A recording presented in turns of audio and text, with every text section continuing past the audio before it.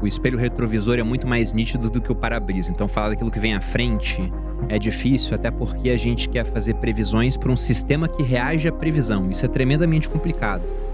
Mas eu espero que seja um ano forte. Até por isso eu tô com uma alocação desequilibrada na carteira. Já adiantando, eu postei isso no Instagram outro dia, causou um pouco de choque a muitas pessoas. Mas hoje minha carteira ela tá mais de 80% em Bitcoin. Caramba, Fiquei em choque agora também. Pois é, e por que isso aconteceu? Porque lá atrás, quando eu conheci o Bitcoin, era quase nada, depois eu aumentei para 5.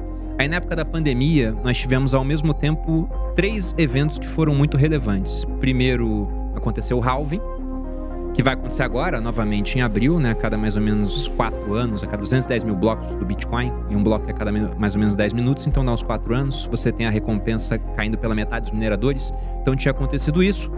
A gente tinha também muito dinheiro sendo colocado no mundo, a oferta monetária crescendo pra caramba, e taxas de juros estavam em 0 ou muito próximas de 0, inclusive aqui no Brasil 2%. Então lá eu elevei minha alocação de 5 para 20%. E aí esse 20 ele começou a virar 40, 60, ele foi dobrando e eu queria vender. Só que eu perdi a janela boa de venda no último ciclo.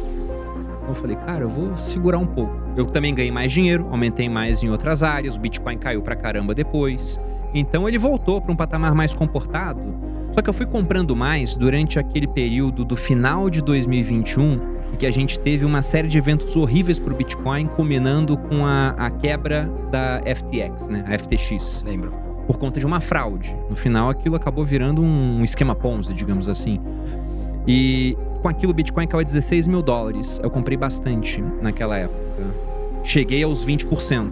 Só que ultrapassei um pouco aquilo. No final, aquilo foi crescendo e hoje o que a gente tem é que ele tá ocupando quase 80%. Eu fui comprando mais depois, porque eu acho que esse vai ser um ano excepcional. Só que eu friso pro pessoal que tá assistindo, e é uma frase do Mises, que o homem rico ele pode se dar o luxo de adotar caminhos insanos por muito mais tempo do que aquele que não é rico. Então, não é todo o meu patrimônio que 80% disso está no Bitcoin, porque a maior parte do meu patrimônio é minha participação no Grupo Primo. Depois disso, eu ainda tenho imóveis, né? Ainda tenho um dinheiro que eu não conto na carteira, que é uma liquidez que eu deixo para caso uma eventualidade venha acontecer. É uma reserva de emergência turbinada, digamos assim. E com isso, mesmo que o Bitcoin vá a 0, que eu não sei como isso poderia acontecer, mas não é porque eu não sei que não pode vir a acontecer, eu me machucaria, mas eu não iria à ruína. Então não é pro pessoal observar isso que eu tô falando e pensar, meu Deus, ele tá com tudo isso, então deixa eu vender minha casa, né? Vou pegar dinheiro no banco a juros de 4% ao mês, porque se o negócio vai dobrar, no final do ano vai valer a pena. Não, não é isso, né? Mas eu acho que nós teremos um ano muito forte, porque a gente tem a dinâmica do halving acontecendo. E aí, pra quem não entende o que é o halving, lá atrás, quando o Bitcoin começou a funcionar, 2009, janeiro de 2009, a recompensa por bloco minerado, quando os mineradores, que é o pessoal que tem lá os hardwares para participar do protocolo do Bitcoin, eles ficam competindo num concurso mundial para ver quem consegue achar a resposta de um problema matemático complexo criado pelo Bitcoin. Quem acha ganhava 50 Bitcoins.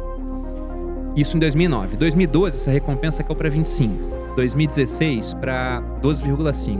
2020, durante a pandemia, caiu para 6,25. E agora vai cair para 3,125. Então, imagine, pegando uma analogia com o ouro, que os sindicatos mineradores de ouro do mundo se reunissem a cada 4 anos e falassem: pessoal, de hoje em diante é só metade do ouro pro mundo, tá? Então você tem uma quebra pela metade na oferta, enquanto a demanda de ouro permaneceria a mesma. Tendência é o preço subir. Com Bitcoin, quase a mesma coisa acontece, porque você tem essa quebra pela metade na oferta, só que a demanda tende a subir muito mais. Porque uma parte muito importante do halving é que ele é um baita de um evento de publicidade pro Bitcoin. Porque esse ano todo mundo vai falar desse assunto. A gente vai ver a Globo falando do halving do Bitcoin. Isso vai acontecer.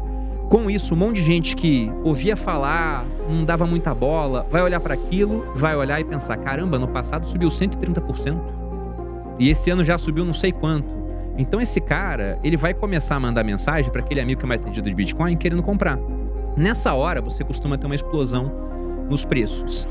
Que, diga-se de passagem, ela ficou menor a cada halving. Lá atrás, o efeito do halving era maior do que se a gente pegar o último halving que aconteceu. Então, muita gente até fala que o efeito do halving hoje é psicológico. Porque se você pensa no Bitcoin, no fluxo que você tem gerado de Bitcoins novos por estoque que existe, Poxa, em 2009 não tinha estoque, o fluxo era de 50. Em 2012 o estoque era pequeno, o fluxo ainda era relevante, 25. Agora o estoque é de 19 milhões e pouco e o fluxo é muito baixo. Então, realmente, pensando em fluxo por estoque, esse pessoal ele tá com um palpite adequado, na minha opinião. Só que esse é só um evento. A gente tem mais dois que eu acho que são muito importantes. Um deles é a questão dos ETFs de Bitcoin.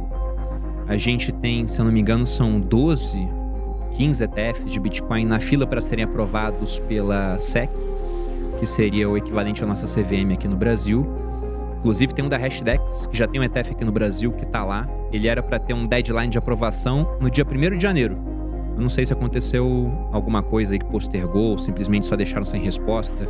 Eu sei que entre o dia 14 e o dia 17, tem uns 7 ETFs que podem vir a ser aprovados. E quando isso acontece, você tende a ter mais entrada de capital nesse mundo do Bitcoin, porque o institucional começa a poder montar posição. E a gente tem um exemplo disso na nossa própria gestora. A gente tem uma gestora no grupo Primagrão e o fundo Arca, 2% dele está em Bitcoin. A gente tem um conselho lá para definir estratégias, tudo, e eu fui uma voz ativa para falar, olha, eu acho que é muito interessante a gente colocar 1%, depois a gente subiu para 2%. E como que a gente faz isso? A gente não vai e entra num site de exchange e compra os Bitcoins, aí deixa lá numa carteira, onde eu tenho a senha, fulano tem outra. Não, pô, porque seria um processo que, primeiro, é muito diferente do know-how do pessoal que participa da gestão, que é de um mercado mais tradicional, e segundo também que a gente entende que acaba sendo um ônus essa custódia, né? Então, como é que a gente faz? A gente compra cota de ETF, porque aqui no Brasil a gente tem ETF de Bitcoin. Sim. Bom, nos Estados Unidos não tem ainda. Então, por ter esse ETF bom, a gente tem 2% do fundo em Bitcoin. Nosso fundo hoje, o fundo Arca, deve estar aí com uns 600 milhões sob gestão. Então, a gente está falando 2%, de se fosse 1% seria 6 milhões, 12 milhões. Imagina trilhões de dólares que estão nos Estados Unidos, um monte de gestor querendo montar posição sem ter o veículo adequado para isso, de repente pensando, e se eu colocar 1% em Bitcoin? Então isso pode ser muito poderoso. Talvez até a multiplicação desse ciclo venha a ser maior do que do anterior, talvez dos anteriores, por conta dessa demanda de institucional. Então não dá para saber o que vai acontecer, mas eu fico bem animado com isso. E de quebra, ainda tem provável queda de juros americanos. A nossa bolsa, ela terminou o ano bem. Foi um ano de subida forte, 22, alguma coisa, né, que o Ibovespa subiu. Foi o melhor ano desde 2019. Né? Depois teve a pandemia, tudo é uma bagunçada, mas foi um ano muito bom. Só que se você pega mês a mês, André, a gente até outubro estava subindo 3% no ano, o Ibovespa.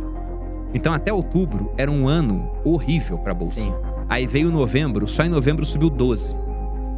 Por que subiu 12? Aqui em novembro, enquanto o governo discutia gastar mais no ano que vem, que é um negócio que geralmente o mercado não olha com bons olhos, o juro americano de longo prazo caía. Aí com isso o México subiu, o Brasil subiu. A Argentina, por outros motivos também, teve eleição, né? Subiu, bolsa chilena subiu. Então o mundo todo acabou subindo. E novembro e dezembro salvaram nossa bolsa só por conta de queda de juros americano. De longo prazo.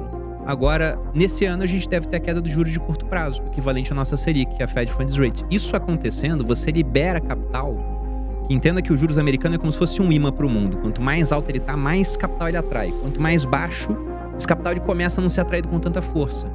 Então, essa conjunção desses 3 fatores me deixa bem animado com o Bitcoin.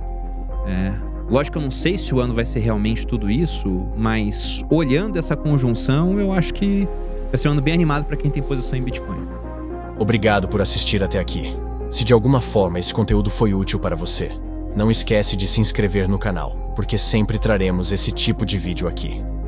Também deixa o seu like e comenta o que achou. Nos vemos no próximo vídeo.